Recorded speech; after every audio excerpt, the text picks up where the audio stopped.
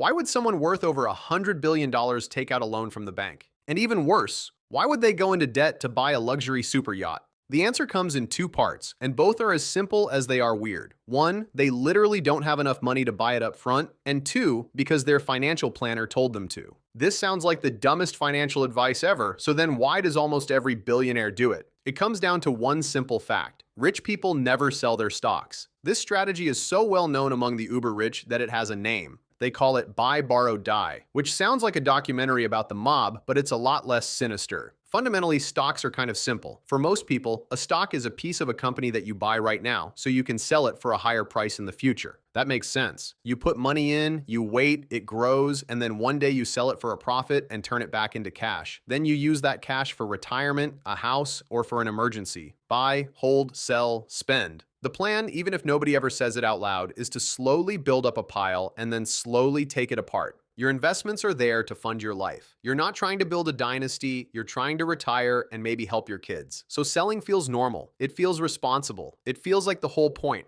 But here's where it gets interesting. The wealthy look at that exact same cycle. Buy, hold, sell, spend, and they see a giant expensive flaw in it. Because every single time you sell, two horrible things happen. The first is tax. When you sell a stock for more than you paid for it, that profit is called a capital gain, and in almost every country in the world, you get taxed on it. In the United States, for example, long-term gains are usually taxed somewhere around 15 to 20% or more by the time you add everything up, and higher once you layer state taxes on top. So the second you sell, a big fat chunk of your profit must be handed over to the IRS. That tax money isn't just gone today, it's gone forever, which means it never gets to grow for you again. And the money you pulled out to spend, that's not compounding for you anymore either. So when you sell off a piece of your portfolio, you're not just spending that money, you're killing every dollar it would have earned you for the rest of your life. You're not just eating the apple, you're cutting down the whole apple tree. And that brings us to the second, sneakier cost of selling, and this is the one I really want you to burn into your memory, because this is the part you can use even if you're not rich. It's the simple, brutal power of never getting taxed in the first place. Sometimes people call it tax drag. Here's what it means. Picture two people. Both start with $100,000. Both earn about 8% a year on their money. The only difference between them is behavior. The first one is a holder. They buy good investments and they basically never sell, so they never trigger a tax bill. The second one is a seller. They're always trading, always locking in gains, always paying tax on those gains year after year. Fast forward 30 years. The holder is sitting on just over $1 million. The seller, paying tax along the way, ends up with around $640,000. That is a gap of more than $360,000. Same starting money, same returns, same skill. The only difference is one of them kept getting taxed and the other one didn't. The holder didn't earn more. They just never interrupted their own compounding. Every time you sell, you hand a slice of your money to the government and you stop the snowball from picking up more snow. Every time you hold, your full untaxed balance keeps rolling. The government is basically giving you a free loan on the taxes you haven't paid yet and letting you earn returns on their money. Hold long enough and that gift becomes life-changing. So now you understand the problem the wealthy are trying to solve. They've got millions in assets they don't want to sell because selling means a brutal tax bill and the death of all that compounding. But they still need actual cash to live on, to buy the house, the jet, the yacht, and even ordinary things like food and clothes. So how do you spend money from assets you refuse to sell? That's where the second word comes in, borrow. Instead of selling their stock to get cash, the wealthy borrow against it. They walk into a bank, they use their portfolio as collateral, the same way you'd use a house as collateral for a mortgage, and the bank hands them cash as a loan. In the industry, it's usually called a securities-backed line of credit, and because that loan is backed by millions in stable assets, the interest rates have historically been really low. In some cases, you can get a loan for hundreds of millions of dollars for less than 1% interest, literally lower than the rate of inflation.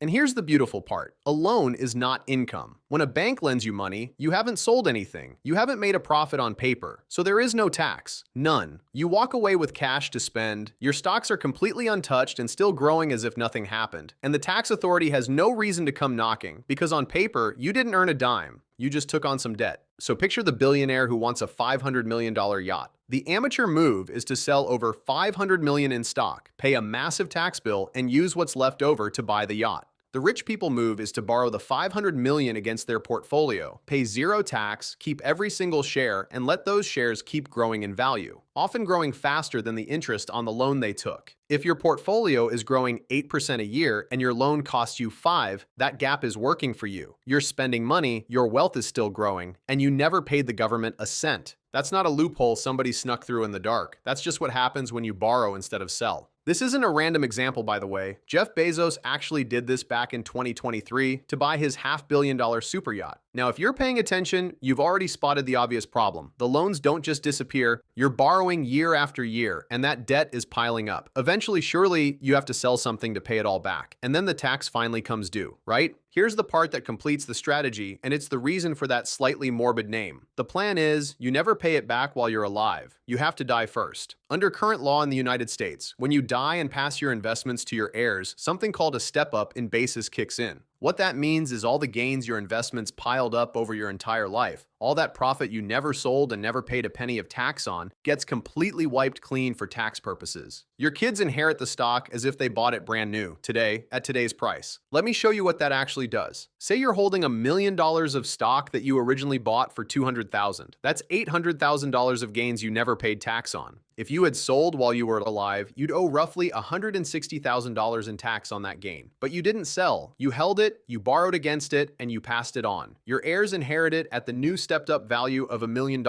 They can turn it around and sell it the next day for $1 million and owe basically nothing, because as far as the tax system is concerned, the stock's value didn't increase. The estate pays off the loans and the rest passes on. And those $800,000 of profit, never taxed. Not by you, not by your kids, ever. That's the entire loop. Buy assets that grow. Borrow against them to fund your life tax-free. Hold them until you die and let the step-up erase the tax bill completely. Buy, borrow, die. It's almost beautiful, in a ruthless kind of way. A strategy where the one move everybody else builds their whole financial life around, selling, simply never happens. Now I want to pull out the mindset underneath all of this, because this is the part that's actually worth the most to you. You were raised to believe one simple rule: debt is bad. Avoid it. Owing money is a trap. And for a lot of debt, that's dead right. But the wealthy don't think about debt as good or bad at all. They think about it as a tool, and they ask one question almost nobody else asks: what's on the other end of this loan? Here's the difference, plain as day. Picture two people who each borrow $50,000. The first borrows it to buy a brand new car that's worth half as much in a few years. They're paying interest on something that's actively shrinking. Debt stacked on a melting ice cube. That's the kind of debt that quietly drowns regular people. And it's exactly the kind your debt is bad instinct was built to protect you from. The second person borrows the same $50,000 against a portfolio that's growing 8% a year, while their investments keep compounding underneath the loan. Same amount borrowed, maybe the same interest rate, but one of them is sinking and the other is flying, and the only difference is what sits on the other end of that debt. That's the reframe. The rich aren't comfortable with debt because they're reckless. They're comfortable with debt only when it's attached to something that grows faster than the loan costs. In their hands, debt stops being a chain and becomes a lever. It was never about avoiding debt. It was about being ruthlessly honest about what the debt is actually buying. Okay, I've spent a while making this sound like a flawless cheat code, so now I'm going to do the thing the breathless internet versions of this never do, and be straight with you about the risks, because this is not free money, and it is absolutely not safe for a regular person to go run out and copy. The biggest danger is the borrowing itself. When you take a loan against your stocks, you're using leverage, and leverage cuts both ways. If the market crashes and your collateral suddenly drops in value, the bank can hit you with what's called a margin call, demanding you put up more money or pay back part of the loan right now. And if you can't, they sell your stock for you, at the bottom, at the worst possible moment. And now you've been forced into the exact sale you were trying to avoid, locking in your losses and triggering the tax bill at the same time. People have been genuinely wiped out doing this. The strategy works beautifully, right up until the moment it doesn't. It also leans heavily on cheap borrowing. When interest rates are low, borrowing against your assets is nearly free, and the whole thing hums along. When rates climb, the cost of carrying all that debt can quietly eat the entire advantage alive. And that magic ending, the step up in basis, is a feature of today's tax law, not a law of the universe. It's politically controversial, there are regular proposals to change it or kill it, and the rules are completely different from one country to the next. On top of that, very large estates can run into a separate estate tax, so even at the very top, it's not a total free lunch. So let me be crystal clear, because this matters. I am not telling you to go mortgage your portfolio. For someone with a normal-sized account, borrowing aggressively against it is genuinely dangerous, and the version of this that works so smoothly for billionaires depends on a scale and a margin of safety that you and I just don't have. This is education, not advice. It's me showing you how the machine works. So if the extreme version isn't for regular people, why does any of this matter to you? Because the principle underneath it is available to absolutely everyone. And honestly, it's worth more than the fancy borrowing ever was. Here's the principle. Strip down, let your good investments compound for as long as you possibly can, and stop reflexively selling. You do not need $1 billion to benefit from never interrupting your own compounding. That $360,000 gap I showed you earlier between the holder and the seller, that's available to anyone with patience. When you buy and hold instead of constantly trading in and out, you keep your full pre-tax balance working for you. When you use tax-advantaged retirement accounts, you're getting your own version of that same tax-protected growth the wealthy prize so much. And when you resist the urge to sell a good investment just because it jumped, or because you got bored, or because the news got scary, you're behaving like the people who stay rich instead of the people who stay broke. And you, specifically, watching this right now, you're already ahead of most people, because most people will never even hear this. They'll spend their whole lives buying and selling and wondering why they never get ahead, handing a slice to the tax man every step of the way. You don't have to be one of them. The real lesson of buy, borrow, die was never really about the borrowing. It's a mindset. It's the shift from seeing your investments as a pile you'll someday cash out, to seeing them as a machine you build and protect and never tear apart for spare parts. The rich don't eat their seeds. They plant them, they guard them, and they live off what those seeds produce. And that one reframe, you can steal today with whatever you've got. Let me show you exactly what this looks like with real numbers. David is 45. He's done reasonably well. He's not a billionaire. He's just a guy who invested steadily for 20 years. He's got $800,000 in stocks today, and he originally put in about $300,000 to get there. So he's sitting on $500,000 of gains he's never paid tax on.